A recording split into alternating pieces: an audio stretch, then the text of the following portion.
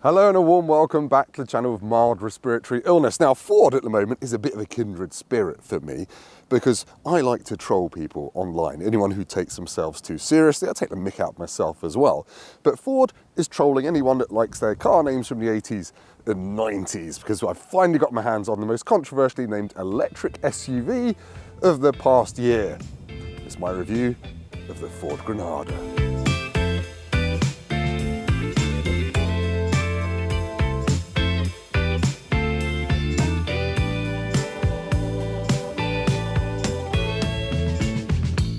You probably know what this car is really. It's the new Capri. It's based on the new all-electric Ford Explorer, which in turn shares most of its parts with the Volkswagen ID4 and the ID5. It's got the same Volkswagen motors, batteries, and it's made in Cologne. Look, it's even going to focus. It's got a Volkswagen key. It just says Ford on it. Can't get my head around that. But anyway, is it any good? Should you buy one? Let's find out. Now, I rather foolishly used the word buy there. No one really buys their EVs, do they? Now, I'll talk about leasing costs for this in a second, but let's just talk about the different versions. There are 2 trim levels, and then there are 3 powertrain options. So essentially, you've got a small battery, rear-wheel drive version, then you've got a big long-range rear-wheel drive version, and this, which is a big battery, dual motor 4-wheel drive version. The cheapest one of those, the small battery rear-wheel drive, £42,000. Then you're looking at about 52 for the longest range version, and then this dual motor version is about 56 grand, although this one's got options on it, £60,000, which sounds like a lot, but I've gone to a leasing website, leasing.com, other ones are available, and yeah, 450 quid a month with about £5,000 deposit. If you want the longest range one, it's about £400 a month on a lease, which doesn't seem so bad as saying £60,000. But should you lease one? There we go, that's better, isn't it? Now, I think the second most controversial thing about the new Capri, other than its name, is the way it looks. From the side, it's Polestar 2. From the front, it's Porsche Taycan that's been tickled by a puffer fish and kind of got a bit inflated. But look, I think it looks right. Obviously, it's got some bits from the Explorer, like the doors and the bonnet, but all this is slightly different. Got matrix LED headlights on this top spec premium model. You don't get those on the lower spec select model. The top spec one also gets 20-inch wheels, although these have been upgraded for £1,000 to 21-inch monsters. It's bluff, is what it is. And I think if you knock yourself about the temples a bit, this looks a bit like the black bit on the new Ferrari 12 Cilindri, or whatever it's called. It's probably the only time anyone's going to compare this to a Ferrari, I imagine.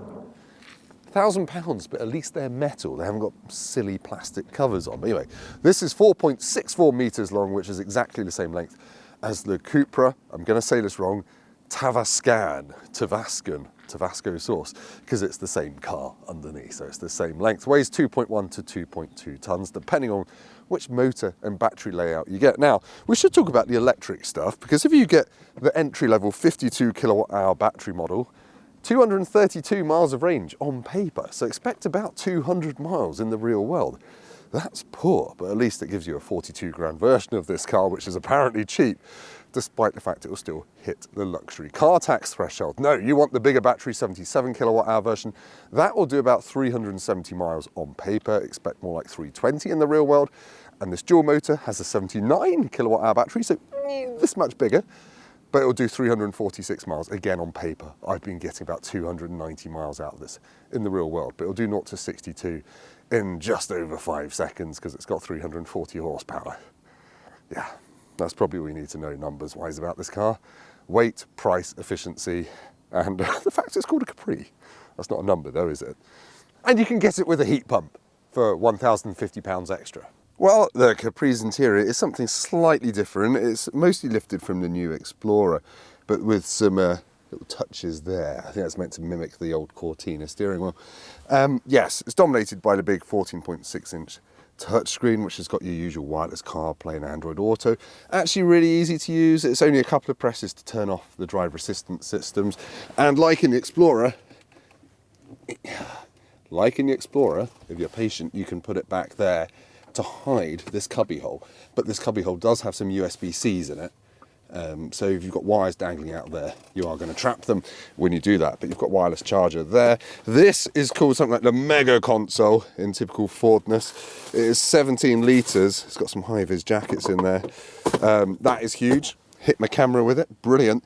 Squircular steering wheel, well, it's more square. Small digital drives display there. You've got Volkswagen's haptic buttons on the wheel, which I don't like. I also don't like the fact you haven't got separate rear window switches. You've got to press rear and then touch the buttons because, you know, cost saving in a 60 grand car. Now, one disappointment is the material quality in here. The seats are lovely, massage seats, even on the entry level one, I think, but this is hard plastic down there, and it's the kind of hard plastic that reminds me of those bumpers you get on the walls in hospitals. It also looks like a bit of a hodgepodge with this carbon fibre across the dashboard, and then you've got this sound bar on top. So this down here is really messy looking. The sound system, though, in the premium models, this B&O system, is really good. I think it's got 10 speakers. I like it. Yeah, it's airy. It's nice, mostly. It's just a bit plasticky when you prod around. And the glove box is terrible. It can barely fit the car's own manual in it. That's the same as on the Cupra Tavascan. It's rubbish. Right, if you're looking to put tall adults in the back of your electric Capri, I'd probably look elsewhere, to be honest. That is in my driving position. I am 6'3", feet and inches in length, and I can't get my shoes under that seat. I've got knee room, and headroom is not great when I sit back because of the roofline and the panoramic sunroof. So yes, not great. Flat floor though, so middle seat passenger will be okay. I've got some USB-Cs down there, and the doors don't really open all that wide, but I've managed to get child seats in here, and my kids have only lightly kicked the back seats there. You've got big door bins there, at least, and you've got a centre armrest with some cup holders on it. So yeah, not great for adults. It's style over function. If you want more backseat space, I reckon the Explorer will be a better choice. And that is, well, Ford Focus, Ford Puma levels of plasticiness in a car that costs £60,000. This is meant to look like a Capri back here as well. I don't think it's all that successful, frankly, but it's inoffensive. And you can tow with it if you pay £900 for the factory fit tow bar. And then you can tow 1.2 tonnes, which is neither here nor there, really. The boot is quite big, though, 572 litres. And you've got this adjustable boot floor, which sits there. And you've got a little bucket at the side, which looks like something my mum uses for doing her potting. But actually, that is genuinely useful for if you want some waterproof storage for things that are going to leak. So boot is good. It is practical. It's got a 12-volt socket in here. And yeah, I'm struggling with that a little bit. And you can adjust the boot floor as well. And you get an electrically operated tailgate on all models. And it does the Ford noise when it closes, not the Volkswagen noise. That's attention to detail right there. Now, at this point in the review, I need to lament the fact it has no rear wiper. It's a bit annoying, that, but actually, do you know what? I've driven this in the rain and that doesn't get that dirty, like on the Cupra Tavascan.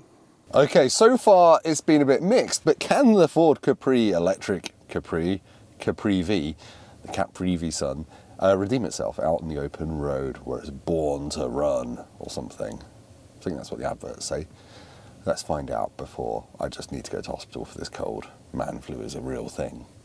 Right, you do step up into the Capri. It's got quite a high floor because of the batteries, but yeah, when you're in here, visibility at the front, fine, apart from these thick A-pillars, and they do hide stuff at junctions. You've got big mirrors. Over the shoulder visibility though, it's pants. It's got these tiny little quarter lights back there, but it's got such massive rear pillars that you're going to rely on the 360 camera, which is part of the £1,100 driver assistance package, along with a head-up display, which isn't the biggest, but it's okay. Anyway, let's take it for a bit of a drive, because being a Ford, you would hope that this didn't just feel like another identikit Volkswagen Group electric car.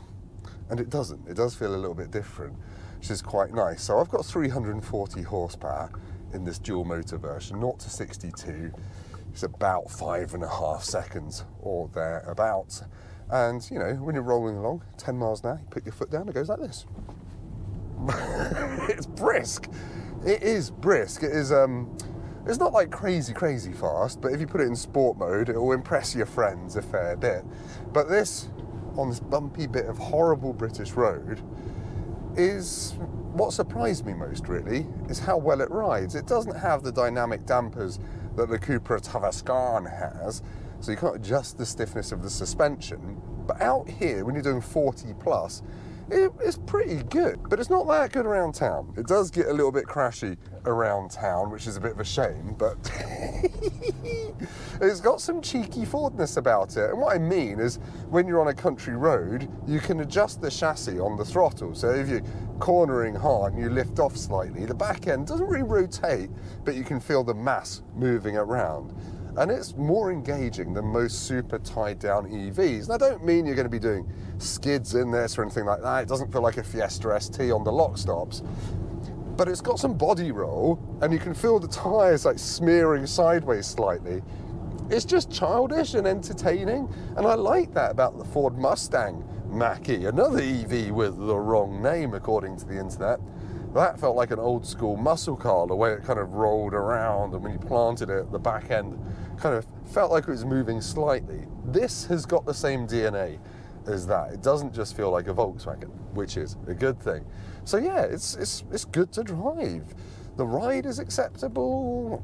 It's just the view out is a bit rubbish, and at motorway speeds, doing 70 in this, you do get a fair bit of tyre noise. You can drown it out with all of the sound system stuff, but that is a bit of a shame. Efficiency though, should talk about that. In the couple of hundred miles I've been driving this, I've been getting about 3.8 miles per kilowatt hour out of it, which is more than I got out of that Tesla Model 3 the other day. So yeah, you'll get about 280, 290 miles out of this with a 79 kilowatt hour battery in the dual motor.